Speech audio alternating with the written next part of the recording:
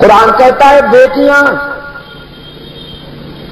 انسانی برادری ہلاکت کی طرف جا رہی تھی. وہ ہلاکتیں کیا تھیں؟ بیٹیاں زندہ دفن کر دی جاتی تھیں. پیدا ہوتے ہی بیٹیوں کو دفن کر دیا جاتا. رحمت عالم صلی اللہ علیہ وسلم کی خدمت میں،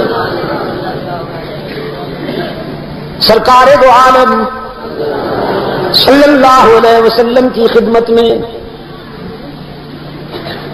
ایک غمزدہ انسان آیا. آنکھوں میں آنسو تھے، چہرے پہ ملال تھا، رنج اور دکھ کی تصویر بن کر آیا. کہنے لگا اللہ کے محبوب،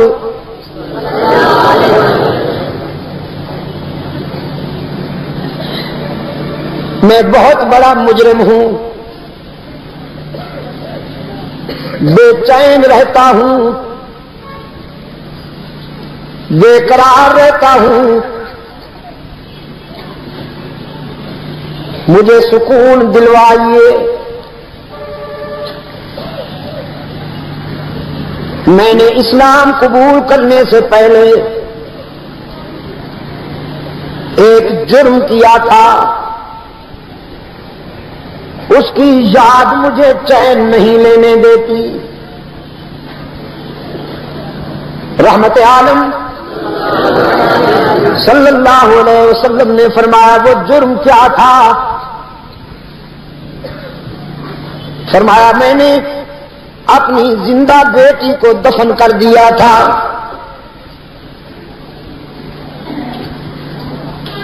اللہ کے رسول صلی اللہ علیہ وسلم نے فرمایا یہ بھی کوئی نئی بات نہیں، ساری قوم یہی کر رہی تھی. کہنے لگا مگر قوم 9 مولود بچیوں کو دفن کرتی تھی، چھوٹی بچیوں کو پیدا ہوتے ہی دفن کر دیتے تھے، اور میں نے اس وقت بیٹی کو دفن کیا جب وہ ذرا بڑی ہو چکی تھی، شعور میں قدم رکھ چکی تھی. اس نے میرے سامنے ہاتھ جوڑے تھے، زندگی کی بھیک مانگی تھی،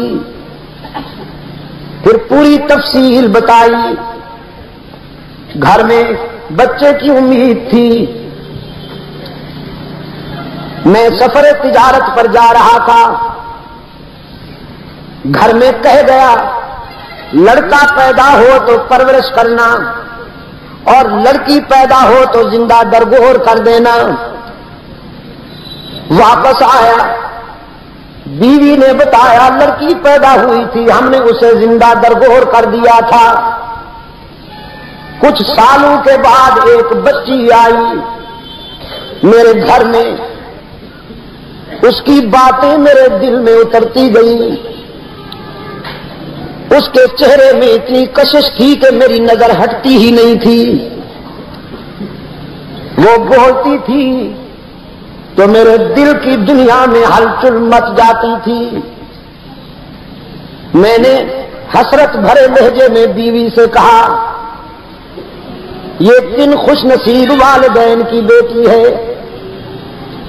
وہ ماں باپ کتنے خوش نصیب ہوں گے جن کے گھر میں ایسی پیاری بیٹی ہے.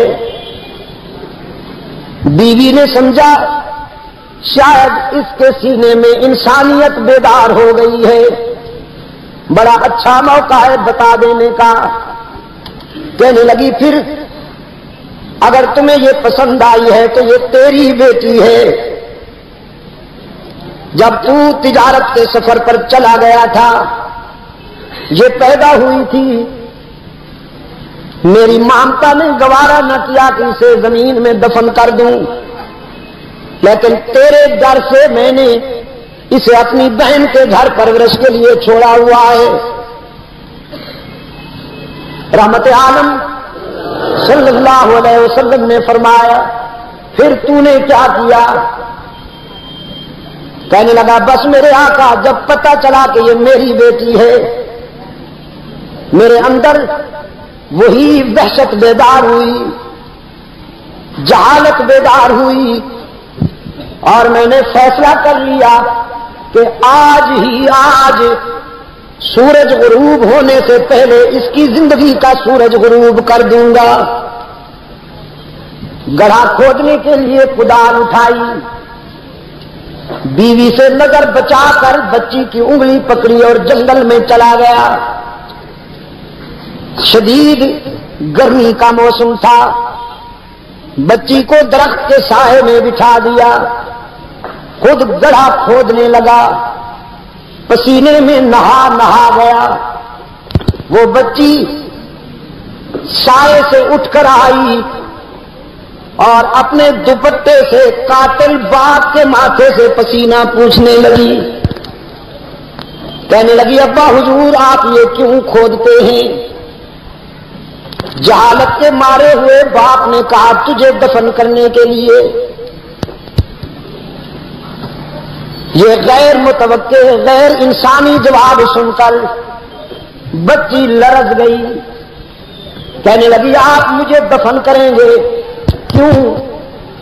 کون سی خطا ہو گئی؟ کون سا جرم ہوا ہے مجھ سے؟ جہالت کا مارا ہوا باپ کہنے لگا تیرا بیٹی کی حیثیت سے پیدا ہونا ہی جرم ہے، ہم بیٹیوں کو زندگی کا حق نہیں دیا کرتے۔ بچی نے زندگی کی بھیک مانگی، وعدہ کیا زندگی کے سفر میں کبھی تیرا دل نہیں دکھاؤں گی، کسی چیز کا مطالبہ نہیں کروں گی، بھیک مانگ کر زندگی گزار لوں گی، لیکن خدا را مجھے زندہ رہنے کا حق دے دے۔ رحمت عالم صلی اللہ علیہ وسلم کی آنکھوں سے آنسو تہر آئے، فرمایا پھر تو نے اس کی اپیل منظور نہ کی؟ کہنے لگا نہیں اللہ کے محبوب مجھ پر وحشت سوار تھی، میں نے اس کے بالوں سے پکڑ کر گڑھے میں پھینکا، وہ تڑپتی رہی، میں مٹی ڈالتا رہا، اس نے آخری چیخ مار کر کہا تھا ابا رحم کر، لیکن میں نے اسے ہمیشہ کے لیے خاموش کر دیا۔ رحمت عالم صلی اللہ علیہ وسلم کی آنکھیں برس پڑی، فرمایا تو نے اسلام قبول کر لیا ہے، اللہ تو تجھے معاف کر دے گا کہ یہ آدم خور غلطی تو نے زمانہ کفر میں کی تھی، لیکن میرے سامنے سے اٹھ جا کہ مجھے تیری آنکھوں سے اس معصومہ کے خون کی جھلک نظر آتی ہے۔ چل کے روشن ضمیرو، بیٹیوں کو زندہ رہنے کا حق نہیں تھا۔